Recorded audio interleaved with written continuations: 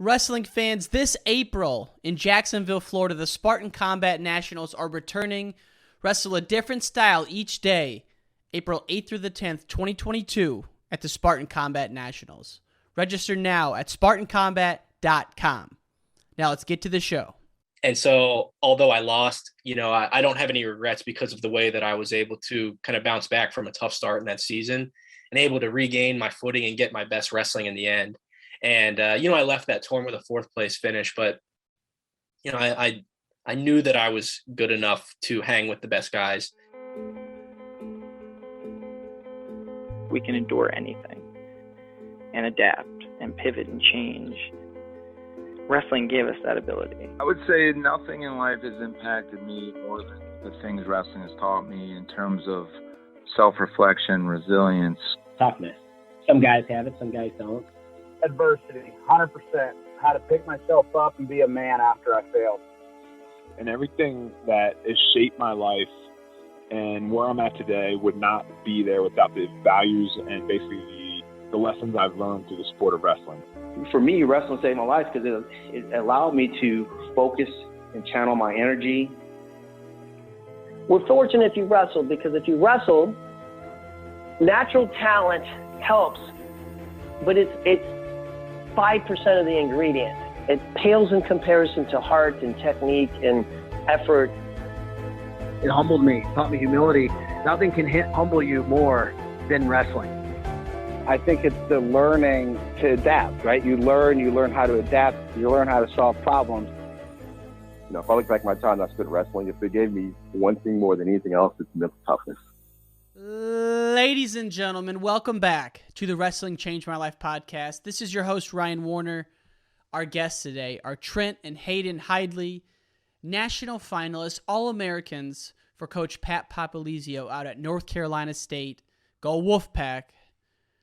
Awesome time having these gentlemen on. I hope you enjoy the show, folks. Our fan of the week goes to Corey Runkle, AD out of Ashland Mapleton. That's Corey_Runkle on the gram. Thank you so much for the support, Corey. And that's it, folks. Let's get to the show with the Hidlay brothers, Trent and Hayden. Peace! Well, gentlemen, welcome to the podcast. It's great to have you. Yeah, awesome to be on here. We love some of the documentaries you've been putting together, and it's a pretty cool moment for us to be on here and share some of our story. Yeah, absolutely. Really psyched up to be on here.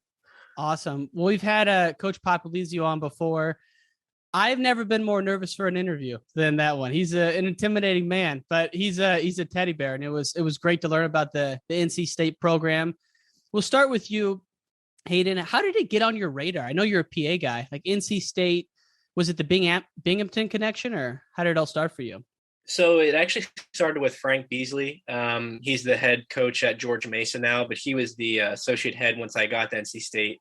And he actually married a woman from Lewistown, Lindsay Beasley, formerly Lindsay Snyder. Her brother was a really great wrestler in our area and actually wrestled at UVA. So he married her, and so he had that Lewistown, Pennsylvania connection. And so I was always on his radar, and I was pretty familiar with him because he spent a lot of time there. And he kind of taught me what pack mentality was and opened me up to NC State. And, they were I was always interested in them because of all the information I got from Frank. And, I went on a visit there and was hooked pretty immediately. And for me, it wasn't ever really much of a decision. I just felt really comfortable with those guys, and kind of Frank opened up the door to that.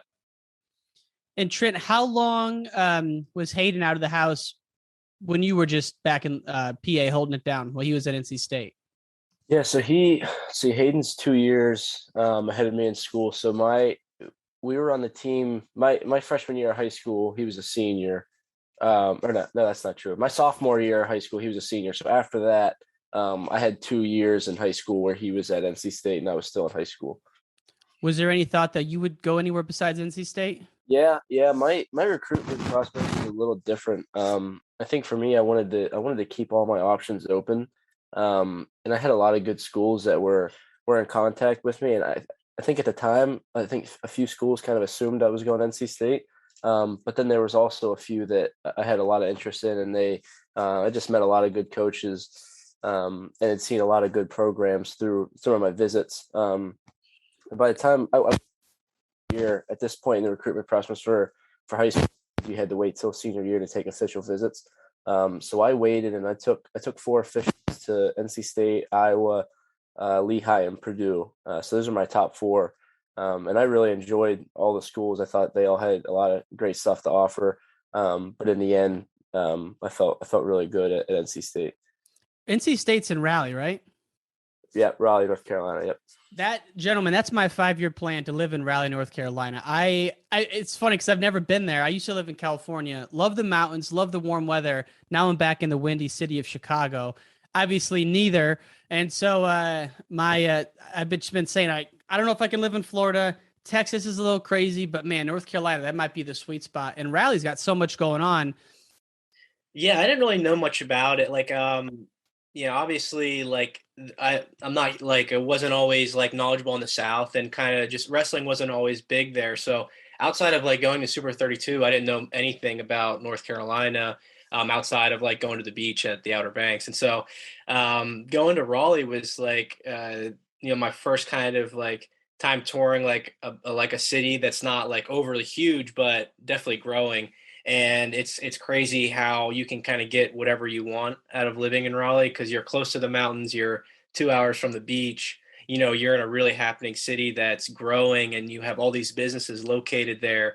And so it's been kind of really cool to see the growth in these past 5 years. And, now we have Apple that wants to put some of their headquarters in the RDU area. Yeah. And it's like, this place is just going to take off, and it just keeps growing. And, there's just so many connections here that, it's very different from, kind of what I'm used to growing up in small town Pennsylvania, but it's definitely a very cool city. If you're a younger person, there's a lot of great things about living here. And so it's definitely the best of kind of everything. And the biggest key to that then is, you don't have to go through a harsh winter.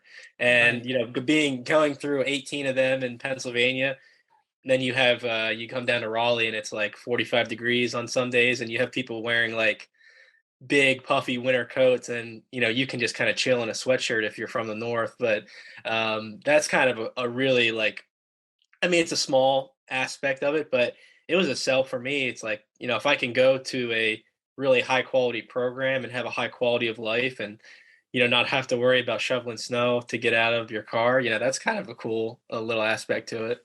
Oh, it's huge. It goes a long way. Just the daylight, seeing sun once in a while is nice. Yeah. So when on the recruiting journey, Hayden, did you meet Pat Pop? And for folks who don't know who that is, what's he like as a person, as a coach? Yeah, so my first connection, like I said, was to Frank. And then, I once kind of the July 1 or just like the junior year kind of recruiting started happening for me, get a call from Coach Pat. And, my kind of first thoughts from him, just seeing him like in matches and stuff like that, is, he's a taller guy than what you're used to in wrestling. He's always wearing black, looks really intimidating, like you're watching Goodfellas or The Sopranos and stuff like that, just because he's got the long Italian last name. And then you start talking to him, and he's got like a really kind of dry sense of humor, but I do too. And we really connected through that. And he's definitely a tough guy. But it's so funny whenever you get in his circle, hearing him laugh can make you laugh. So there is that intimidation factor. And I think we like that as a team, because, we have a leader who's out there. And during the matches, he gets really intense, does a lot of finger pointing. And I can only imagine the way that the refs have to feel whenever you have a guy like that kind of barking down your neck. But once I went and visited the NC State and just kind of saw him in his comfort zone, is like, this guy is like a true alpha male, and he's running his program the way he wants to. And I got a lot of confidence from that. His confidence kind of rubs off on the other people. And it's a very intense, like, workout environment. You walk into a first real college practice, and you just see guys fighting for every point like it's the national finals. And it's very hard as a high school student to like visualize that. You walk into that room for the first time, you're like, all right, this is what real wrestling looks like. And to me, that completely sold me. They didn't need to say much else after that visit. I was like, watching the guys on the team wrestle was like, yeah, I want to come here. Yeah, it's awesome. And Trent, when you were first coming on board, what was your first month like at NC State in the college room? Yeah, so I started out at NC State. I did a summer session after high school. So I got there and kind of got accustomed to a little bit of schooling. I took like one class and got to meet all the freshmen, and it was a tough summer. As soon as I got to NC State, a little bit like Hayden said, you get sold on going there and seeing how hard the guys train and how much it means to them, and how intense the coaches are about training and wanting to be better. And that was something that they had pitched to me during the recruiting process. And once I got to NC State, it was exactly what they had told me. We're going to train hard. You're going to do well in school. You're going to have some growing pains. It's not going to be easy. But just trust in the process, and you're going to end up doing really good things. So I'd say my first few months was pretty much what I expected. And I think coming in through college with knowing that, the 2 years before I had seen how Hayden had adjusted. I'd seen him go through the process and kind of hearing from him how his experience was. I think that helped me a little bit because I wasn't so green to what I was going to see. Obviously, it's a whole new experience. I've never seen that level of wrestling before, but I kind of knew what to expect. And I knew that if I could be patient and get through my first year and take the lumps in the room and just keep challenging myself, that I was gonna find success, and I was gonna get better through that process. So I think that was probably the hardest part, was just knowing you're getting beat up every day, but at the same time knowing it's really beneficial for you and just keep going. So yeah, I'd say first few months was a lot of growing pains in the wrestling room. So did you redshirt or did you come right out the gate? Yeah, I redshirted. My first year, I redshirted at 174 for the first half of the year. I did pretty good. I had some good wins. I got fourth at the Southern Scuffle.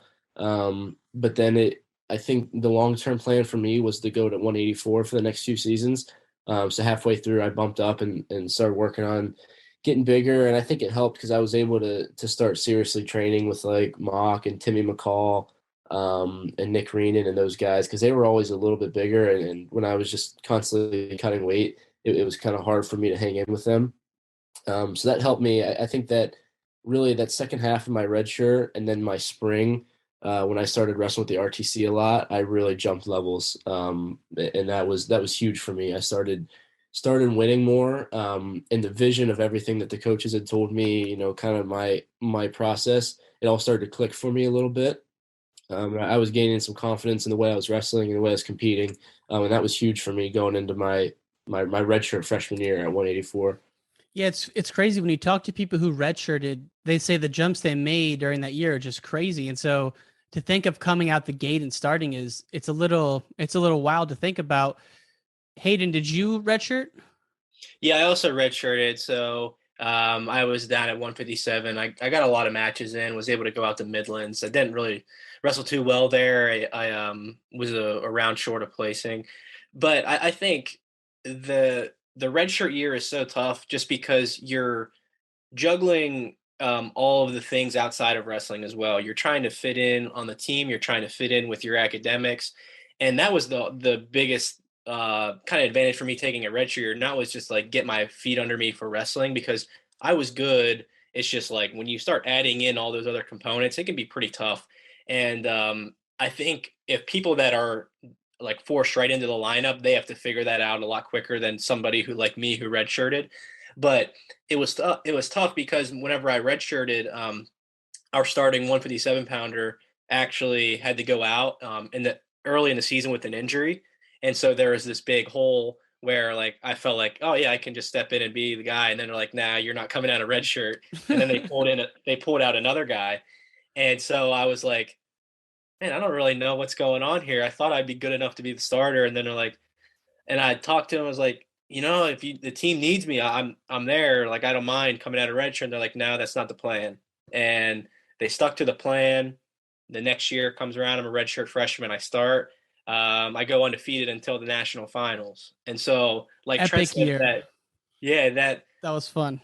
the kind of prophecy plan, like it worked out. And like, that's where you start to really gain trust with these coaches, because, anybody else could have pulled me out of redshirt that one year and, maybe I scraped my way to an All-American finish, but, they pull, I start as a redshirt freshman and have a great year, and contribute to our team getting a team trophy at NCAAs. And so,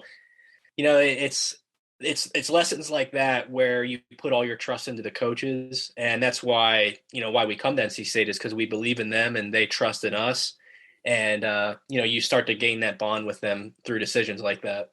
And thank God, right? Because the COVID situation, you would have been done if you wouldn't have redshirted, right? That's true. Yeah. Oof, scary to think about. That's like going back in time. You want to thank Frank Beasley, Coach Popolizio, and Obi Blanc, who was like, because I was good enough to All-American that year, and they decided that it was much better for the team and myself if I waited.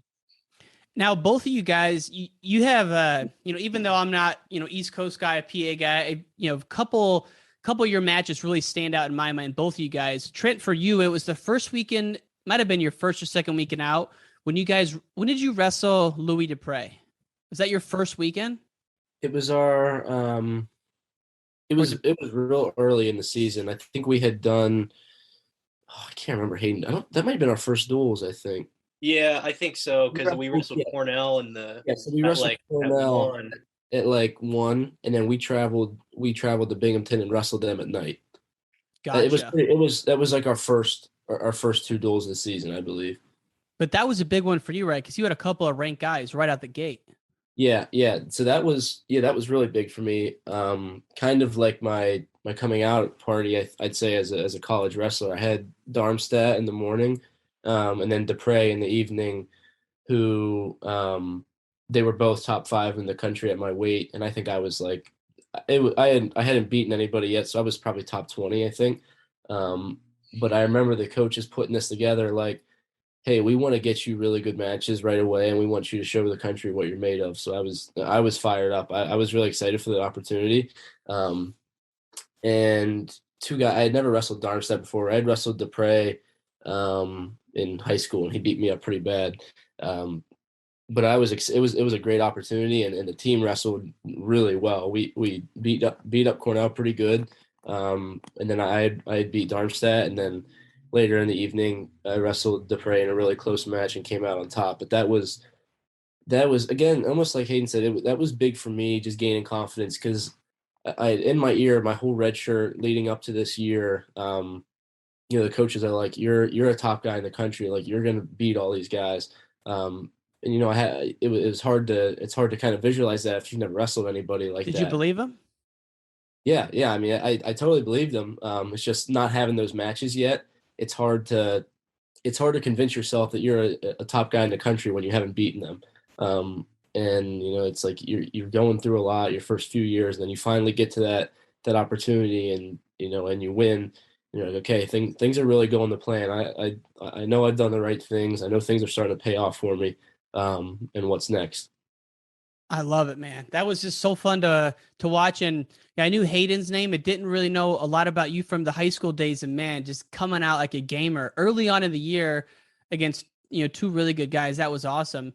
And then Hayden, for you, I know you lost the match, but the year you wrestled Nolf in the semis, that might be one of the best college matches I've ever seen in my entire life. And I know there was some crazy officiating, either way you look at it, but even though you lost, and it's probably a heartbreaking loss, got to look back at that match as one where you guys just both went all out.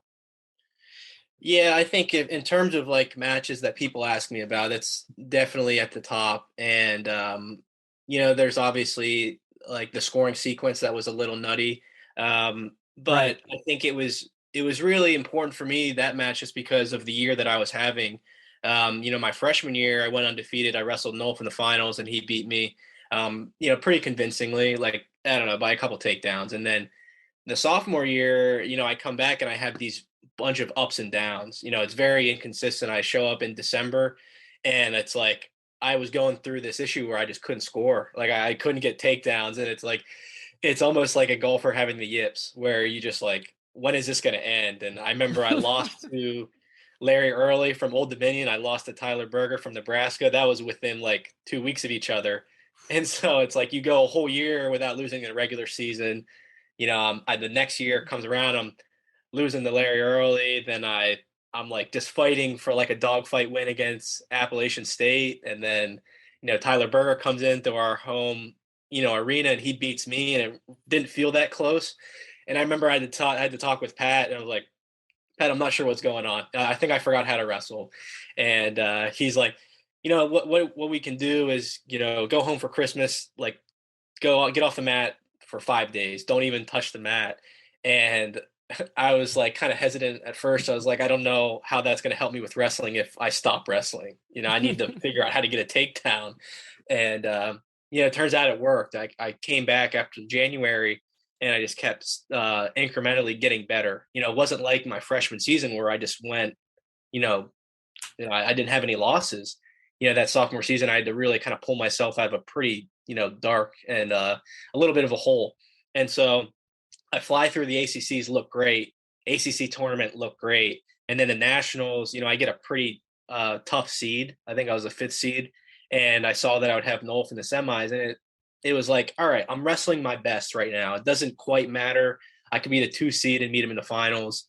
I'm going to have to beat him anyways. And, I get him in the semis. I knew I was having my best wrestling of the season, and it just wasn't quite enough. And I think, you're able to, reconcile that because of, who he is and what kind of talent he is.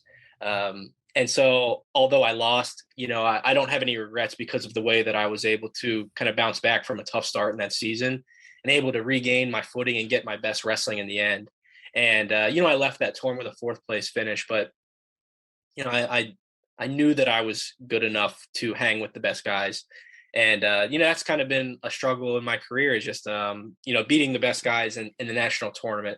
And, my move up to 174 now, I think is a lot of it's just focusing on, enjoying this last year. And, you're going to have to beat a bunch of really good guys, but, I've got 1 year left, and, why not give it another shot? That's kind of what it comes down to. And, when you wrestle guys like Nolf, you kind of realize, if I can hang with somebody like this, then, I can win a lot of matches in this sport. And just trying to figure out that last bit in March has been the struggle for me.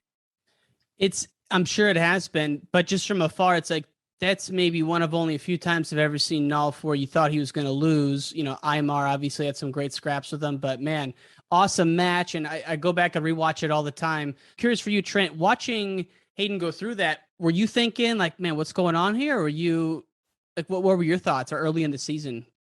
Yeah, I guess it was a little interesting for me because I was redshirting that year. So I'm kind of a utility guy, right? I'm going through like 4 workouts a day. I'm seeing kind of everything that the team is doing. I'm just not in the starting lineup. But I'm seeing, I'm there with Hayden every step of the way, trying to help him out, get what he needs. And it's like, he just got done at the U23 championships, who gets a little injured, but wrestles really good. Comes back, and then you get thrown right into the college season, which isn't easy. And all of a sudden you're wrestling guys that you had beaten before, and they want to take you out, and they wrestle strategic matches. And I think what's hard about college wrestling is you come onto the scene as a freshman, and you have all this intensity, you have all this stuff that people have never really seen before, and then all of a sudden the next year people are game planning you like crazy. So it's a little bit of a growing pains. I think Hayden will probably admit that that's something that has helped him grow, is people trying to game plan that. But I'd say not even just as a teammate, but as a brother, you have to find a way to just bring him back to equilibrium a little bit. I think we do a good job of, helping each other out during losses and stuff, but obviously it's never easy, right? You want answers right away. But in the back of my mind, I knew, not even just going into NCAAs, but the whole season, that he was going to compete for a national title. That's just the way he was wrestling. I liked the way he matched up against guys, and you have faith in the people that you're surrounded with. And I had never, those losses didn't mean a whole lot to me at that point. I knew he would bounce back and wrestle his best at NCAAs, but I'd say that's one of the challenges, is just trying to, when when you're not just your brother, but your teammate or someone that you're close to goes through something like that, you're trying to, think of the right words, think of the right things to do. And, a lot of times it's just you taking a little bit of time off and then getting back to the grind of it all. For sure. No, it's like you don't want to say the wrong thing. You don't want to say too much or too little. Hayden, do you think it was something where you're just putting too much pressure on yourself looking back at it? I think the whole idea of people game planning you after a whole year of seeing you is tough, especially for guys like Trent and I that, we probably came into our college careers very reliant on underhook offense and just being in that control position.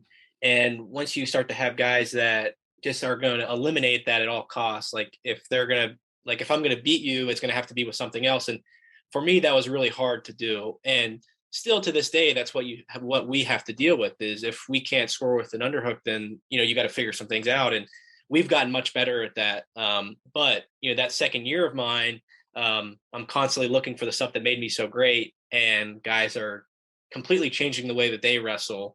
And I think that was very tough for me. And there was a time where I was like, all right, I feel like if I'm not getting to my underhook, so this is going to go bad. And it's like, whenever you have that anxiety before a match, it's a tough thought.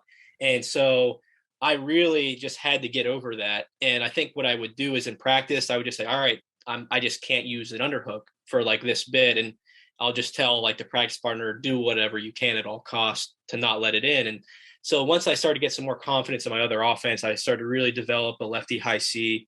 And off of that, if you are good at, lefty high C or just a straight on single, like I've been able to develop, the underhook comes back later in the match. And so I think as the year progressed, that issue kind of started to diminish, and I got way more confidence just being able to, hand fight to get to other attacks. And whenever it was earlier in the year in like November and December, that was kind of tough because I was just wrestling like I did my freshman year whenever people didn't have a whole lot to go off of. And it's one thing to see it like that freshman year, but once you feel it, it's much harder. And so I think that's why I was able to do so well that freshman year, is because a lot of people just didn't feel that style. And I was able to score a lot from it. But that sophomore year, I had to really I had to really make myself uncomfortable in practice, especially, and going through those pains. And, once you got through that, though, it was okay. I love it, though. Those are the turning point moments where it's like the real growth happens. Did you guys watch a lot of Yazdani growing up with those underhooks? Not growing up, no, but the past few years, we really started to pay attention to his style and kind of work towards that a little bit. It's obviously impossible to be Yazdani, but you can take a look at what he does, and it's pretty damn successful. So we better take some notes. Yeah, I think what Trent and I talked about yesterday is when he wrestled David Taylor in the World Finals, it's like, we were acting like we were his coach in Yazdani, like before the match, and they're just telling each other like, all right, what's the plan today? And then they look at each other and says, absolutely nothing but underhooks. Don't even try to do anything else. And it like worked, which is crazy because he just holds position so well and moves forward that, why not? And it's such a tiring position. Like the Trent talks about a lot. It's not the underhook itself. It's the pressure of moving forward. And then he just constantly snaps. And so that kind of, back and forth is just really difficult. And, he sold out on that, the game plan, and just was like, there's nothing else. It's option A. There's no option B today. And it's tough to watch as like an American fan because it just keeps happening. And he would just get into an underhook. And even if he wasn't scoring, he's taking 30 seconds there of just, minimizing any offense. And so it's like, I don't think I'd be able to wrestle like that just because I feel like I'd tire myself out. Like you have to wrestle like that all your life to be able to do that. And, we throw a lot of underhooks, but, it's a very different kind of skill set that he has. And we try to pick up as much as we can, but it's all about just moving forward and getting the guy to the out of bounds line. And that helps a lot in freestyle and folk style. It's a little bit different. I don't think you can wrestle his style and folk style too well. Yeah, every time you watch those matches, who's got a bigger gas tank than Magic Man? But Yazdani obviously wrestles a crazy high pace, and every time David Taylor's right lat is just scratched up like a tiger's been in there, man. It's just Yazdani clawing for those underhooks. Crazy to watch. So that series in particular, so much passion because Yazdani's got the weight of Iran on his shoulders every time he gets out there. Yeah, I can't post something on Instagram with David Taylor in it without 200 Iranian flags coming through. It's crazy. It's awesome. Do you guys have plans to wrestle afterwards? Or are you thinking MMA? You're thinking coaching? Are you thinking Olympics? Go ahead, Trent. My plan as of right now, we had got an extra year for COVID. So really I have 3 years of eligibility left. And I plan on using that, staying healthy and wrestling as long as I can. And my plans as of right now is to stay and wrestle at the senior level and try to make world and Olympic teams. I think coming into college, it's kind of funny looking back. I was never really a big freestyle guy. I had wrestled it, but I always thought I was better at folk style. And my redshirt year, like I said, I'd spent a lot of time with the RTC guys, and I was getting beat up a lot. I wasn't winning any matches. But I think during that time I didn't realize it, but my wrestling IQ was getting a lot bigger. And I really started to like freestyle a lot. Then that spring I had won like the junior open in Vegas and made the world team, and then got bronze at the junior world championship. So it kind of opened my eyes up a little bit to like, you can compete on the world stage and in this level. And if you can do it now, why not? Why can't you do it in 6 years? So I want to wrestle as long as I can. It's what I love. So as long as I can stay healthy and enjoy doing it, I definitely want to make a push and try to make a world and Olympic team. 2028's got a nice ring to it. 2024, either one, right? Yeah. Either one. Get something out too quick. I'll be ready in 2024. I'm bringing the heat. I'll be ready to rock. Perfect. World's on notice. Yazdani included. You might be a little heavier than him though. Hayden, what about you, man? I've listened to a couple interviews you've done. Both you guys did a podcast with the Wrestling Recess. That little guy does a great job, by the way. Whoever runs that out of Pennsylvania, fantastic. But on that, I think you said, Hayden, that you wanted to coach someday. I'm sure you're trying to wrestle as long as you can, but have you started to think about, coaching and some of the things you want to do afterwards? Yeah, for sure. And I think this last year was tough because I was left with a decision of what to do if I would take another year. And for me, I was kind of tired of cutting weight. And so I talked with Pat. I was like, listen, if you just let me wrestle whatever weight I want, then I'll come back and wrestle another year. And that's been a pretty big joy. I don't have to worry about cutting down to 157 anymore. And, 174, I was able to wrestle at 79 kilos at the World Team Trials. Kind of had a tough draw there and wrestled Jordan Burroughs first round, but got a takedown though. That's true. I did give the world some pointers on how to take him down. I went out in the first 30 seconds, got an arm spin, but nobody at the World Championships tried it. So I'm not sure if they were watching enough film. No, but that would have been really cool if I didn't give up 3 takedowns in the match. But yeah, I'm just kind of rediscovering, a new passion for the sport right now. I think moving up 2 weight classes is really tough. Cutting weight's really tough though. So yeah, just why not the rediscovering? Why not just 165 then? And you got somebody on the team that's already there. Well, if I would have gone 165, so I was cutting a good bit to get down to 157. Then once I stopped cutting, I grew some more weight.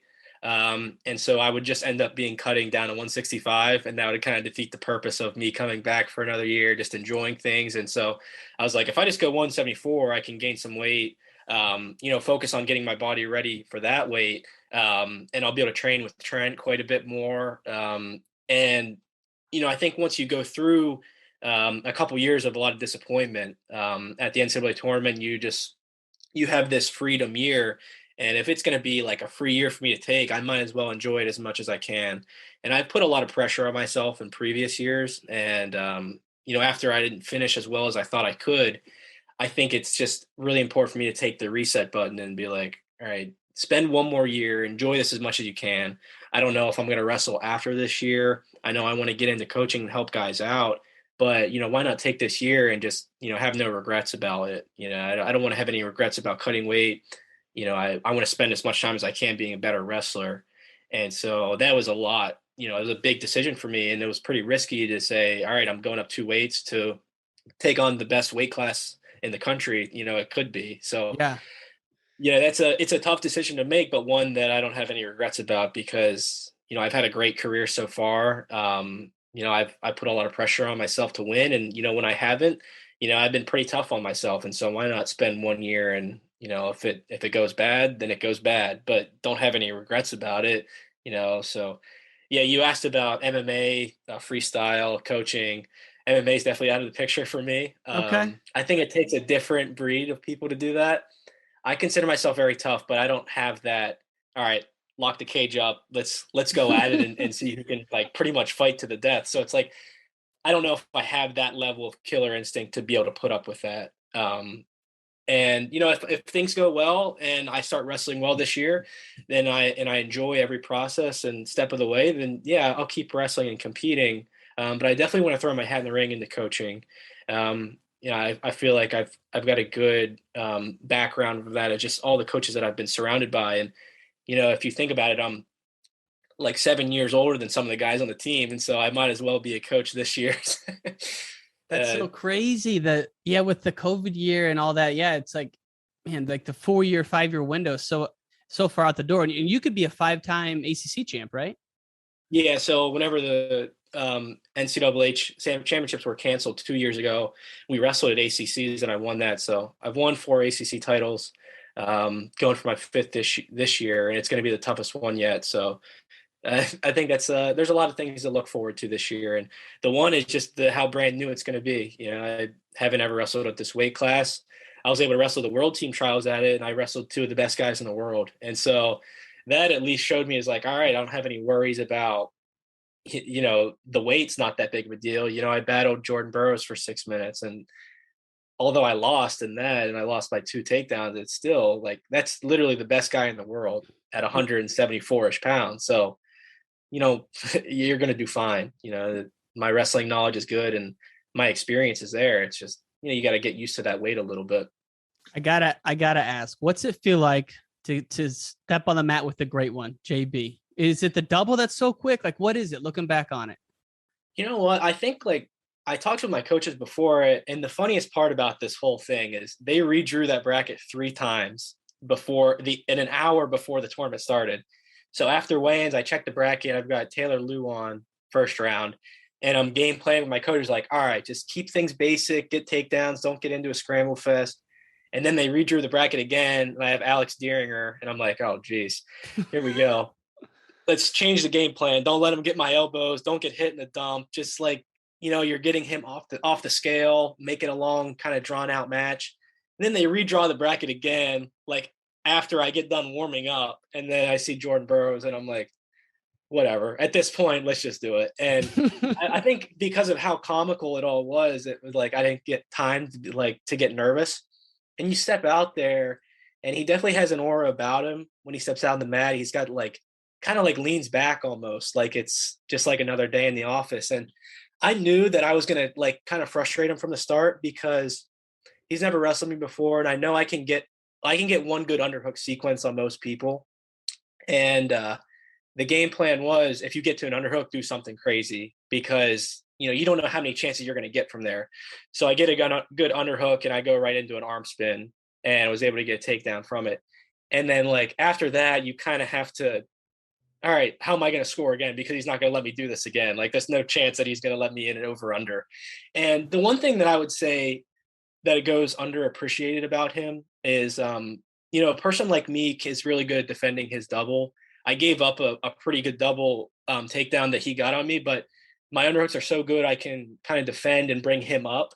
But what people don't appreciate is how good his single leg is. And from somebody that's wrestled him, I put his single leg and his double leg right at the same level. They cause that much fear, both ways. Because if you're constantly looking for that double, he's looking to get your level lower. And so you lower your level, he snaps and is just able to chase to that ankle and go single leg. Yeah. And that's a really tough thing for people to understand is how good he is at doing that. It's one big setup. He body fakes, you lower your level, he kind of snaps and just throws his body at it. And next thing you know, he's on your ankle. And so like for me, that was a big, I learned a lot from that, just because like, yeah, he's got a great double leg, but his single leg's just as good because of the way he's able to set you up. It reminds me of John Smith, obviously the low single, but really the elbow to the high C was what he hit maybe more, because everyone's so afraid of the distance, it got to tie it up. And then he hits him with the elbow to the high C. So Trent, obviously you didn't wrestle the likes of Jordan Burroughs, but I'm just curious, when you were coming up, who were some of your favorite guys to watch, either U.S. wrestlers or international wrestlers that you really modeled yourself after, whether in high school or college? Let's see. I don't know if I necessarily ever took any. Honestly, probably Hayden's style had kind of molded mine the most, I think, because we wrestled so much. My 8th grade and freshman year at high school, we pretty much wrestled like every day in practice, and I got beat up so much that I tried to do underhooks, and I was really bad at it, and I couldn't really figure it out. And I just kept doing it until I got good at it. So I'd say just by wrestling him, that's kind of where my underhook style came from. But we grew up in the center of PA, and when we were little, there was a lot of good wrestling. I mean, you had the Alton brothers, who lived an hour away from us, that wrestled our teams all the time. Mitchellport, guys like Buck Dippery that were in our area, that I looked up to a lot. Quentin Wright wrestled for Bald Eagle. Yeah. We would go to Penn State matches and watch him, and he'd always made an underhook so effortless. He scored so easily with it. And I think just growing up in that area of District 6 and Central PA, you saw all these guys, and they were really good at the high school level, and then they were really good at the college level. So I think that gave both Hayden and I a little bit of confidence, knowing that, guys like us from a small town like Lewistown, Pennsylvania, we could compete at a really high level, and we could accomplish our goals, and we trained really hard. I'd say as I started to get older, definitely in the college, I've really grown to like watching the international style a lot. I think, and I know we had talked about Yazdani, but like that's a guy that I could watch for hours and try to emulate what he's doing. And I think I've picked some good things up. Yeah, really, I think I have a pretty unique style, and I like to, I get confidence off that. I think that's fun for me, knowing that, I do some things that not a lot of people do. And sometimes it works, sometimes it doesn't, but I know at the end of the day, I put a lot into being myself on that, and that's where I get my identity from. And that's why I love the sport. You can, it's for everybody. Everybody can have that thing that they do. And for me, I know I wrestle a little bit different. I'm a little different in the head than a lot of people, but all great champions do that though, man. Sativ had his own style. John Smith had his own style. Like a lot of the greats, man, they have something that they do that nobody else does. So you're in good company there. Yeah. I hope I hope I can have the accolades that these guys have. Yeah, I think Trent's style too is like, it's like so much aggression, and that's what, like, you hear it all the time, is like when you watch his matches, you have the coaches in the opposing corners like, here it comes, here it comes, here it comes. But like, if you can't stop it, then a lot of people would say, oh, he's only got this. But once you feel that pressure and he's constantly just being the aggressor, it's a tough thing to deal with. And I really like watching Trent's style just because of that, is what's coming, but he can tire you out to get to there. And then next thing you know, he's developing this new stuff. And so I really got a lot of confidence just from watching Trent this year, because, if you look at his resume and freestyle, it's off the charts good, like sneaky good, because one, he beat Miles Amin, who won a bronze medal at the Olympics. And it's like, he's right there with everybody. Right. He's at 86 kilos. That's just a crazy weight at the United States. But crazy, Trent's wins are incredible this year.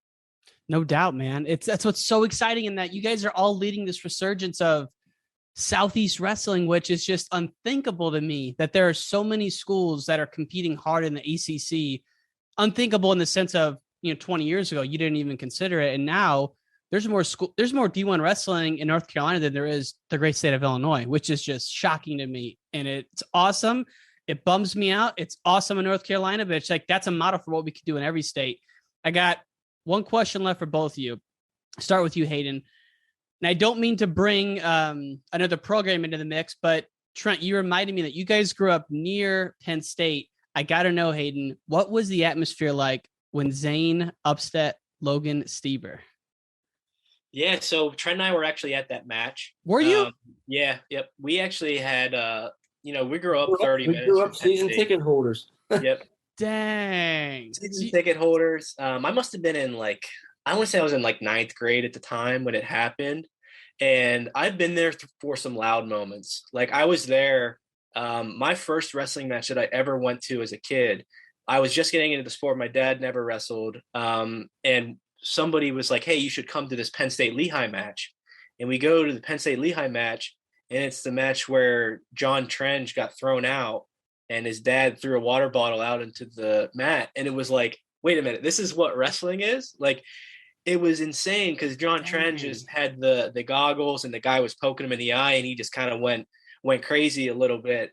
And that was my first wrestling match I ever watched. And I remember that being crazy as 6 years old. And then you go forward about 10 years and, we were season ticket holders, watched all the matches with Penn State and Iowa, just absolute bonkers kind of stuff.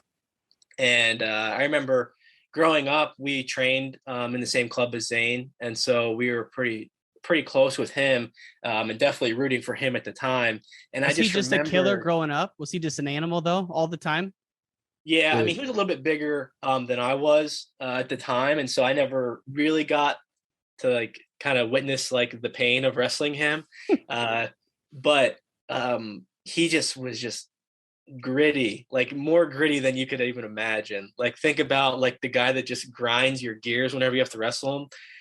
Give that to Zane, but he's just skilled everywhere. And that's a guy that I had a lot of fear for whenever I walked in the room. Is if the practice partners thing, if that gets a little bit crazy, I might have to wrestle with him. And then hopefully I could just make it out of there alive. But I think watching that match at Penn State, you just saw Stieber looked a little bit off after the first period. You could see that, and the crowd noticed it too. And they got behind Zane, and Zane kind of smelled blood a bit. And that was just crazy because, nobody really made Stieber look like that. And, there's a lot of things that come out of that. It's just maybe Stieber was sick, but in order to sense that, you got to be a killer and an alpha yourself. And so I took a lot out of that. But yeah, Trent and I were season ticket holders all the way up through, the high school recruiting process. And they were pretty much full at my weight. Once I got there, Nolf was just getting into his zone and, wreaking havoc on everybody in the NCAA. And so there wasn't really a lot of interest there. And so it was kind of after that, it was I don't really want to go to these matches anymore. Right. It's crazy though to see that, because I just rewatched the match I had Zane on recently. Yeah, and a lot of people commented that Logan was sick. Okay, that may be the case, but dude, Logan had a bar so tight on Zane after that first takedown. I thought he was for sure turning him. Zane fights it, doesn't go to his back. Just an amazing match. And I forgot that you guys grew up right there, so I had to ask. Trent, last one for you, my friend. And I hope I'm thinking of you when I think of this, because I do so many of these. Sometimes I get stats confused. Your freshman year, did you have to cut down to 138 because you had you and Trent were the same weight, then you and Hayden were the same weight, then the guy below you was a stud. So you ended up cutting to some drastic amount of weight, right?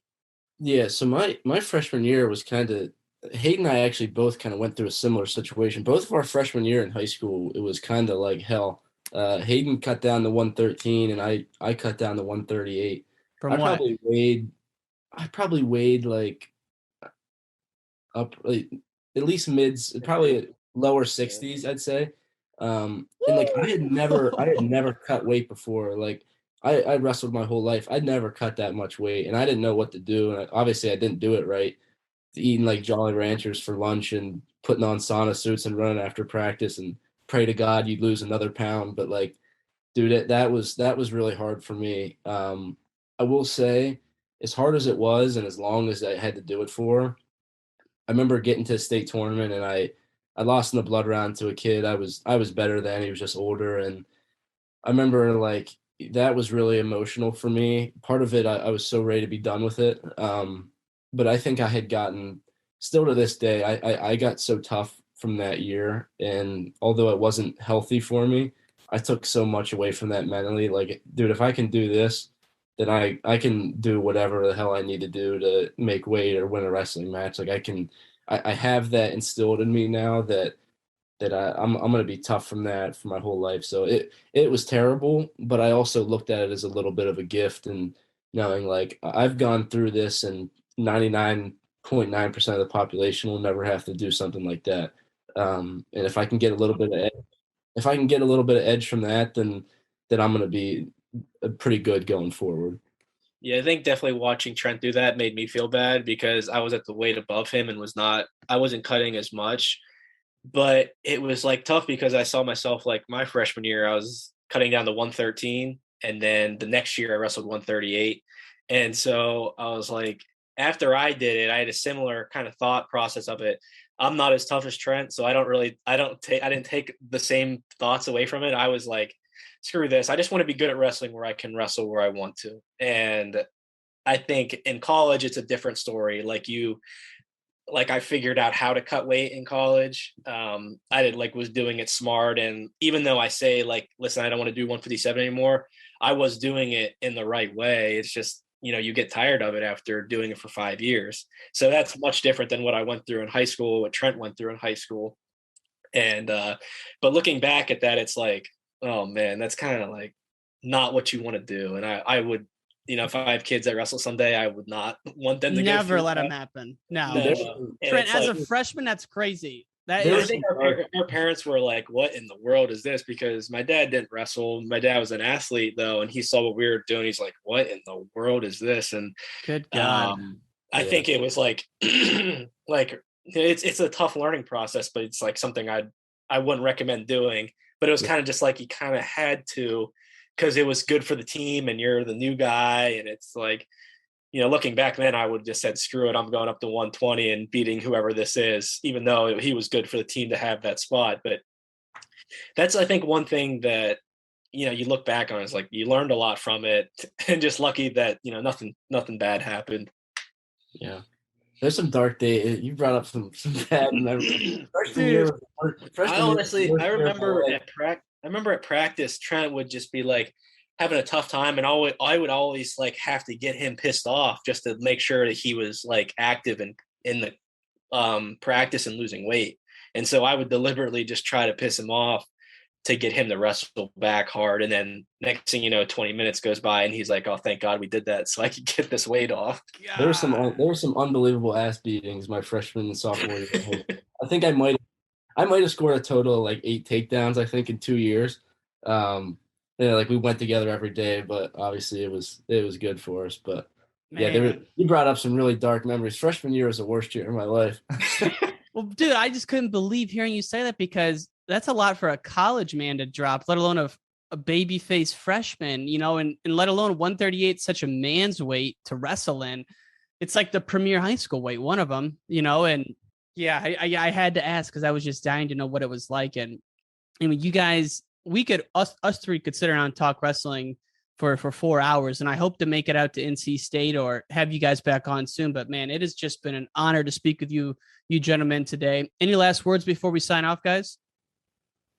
Thank you so much for having us on. It was tough that we had to end on a note like that, but no, it's all good. I think a PSA to give is just like, please don't follow that process. You're like, it might have made Trent really tough. It might have made me tough. But I really think you can find other ways to do it. Yeah. Thanks so much for having us on. I mean, I had a blast, and obviously we can talk wrestling and technique for hours. And so it's anytime you need us on, give us a call, and we'd love to have you at NC State to give you the tour. Oh, it'd be awesome, man. I would love to do it. And yeah, just thanks again, gentlemen. You have a great night. Yeah. Thanks, Ryan. Really appreciate it. Thanks for listening to this episode of Wrestling Changed My Life. To see video clips from this interview, please go to Instagram at Wrestling Changed My Life. This episode was proudly presented by Spartan Combat. The Spartan Combat Nationals are returning to Jacksonville, Florida, April 8th through the 10th, 2022. Register now at SpartanCombat.com. Combat.com. Combat.com. Combat.com. Combat.com. Combat.com.